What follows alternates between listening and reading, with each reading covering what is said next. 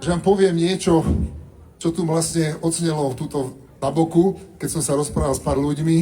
Oni mi hovorili, že ďakujeme vám, že ste jeden z mála tých umelcov, čo majú tieto názory a čo sa nebojí a podobne. Ja som hovoril, že ale nie som ja jeden z tých umelcov, z tých mála umelcov, lebo ja musím vám povedať takú vec, že tých umelcov, to znamená muzikanti, herci, tých je veľmi veľa. Tých je oveľa viac ako tí, čo vykrikujú na druhej strane na námestiach. Len sa boja. Musím povedať, že ja rozprávam sa s muzikantami, rozprávam sa s hercami a oni sa normálne boja v podstate svojím spôsobom o svoju prácu. Boja sa, že keď vyjadria svoj názor a sú niekde zamestnaní v orchestri, v divadle, neviem kde, tak sa boja, že by mohli dojsť o tú prácu. Mne to naozaj pripomína tie, nechcem povedať, že 50. roky, lebo tam už sa aj zatváralo a zabíjalo, ale tie 70.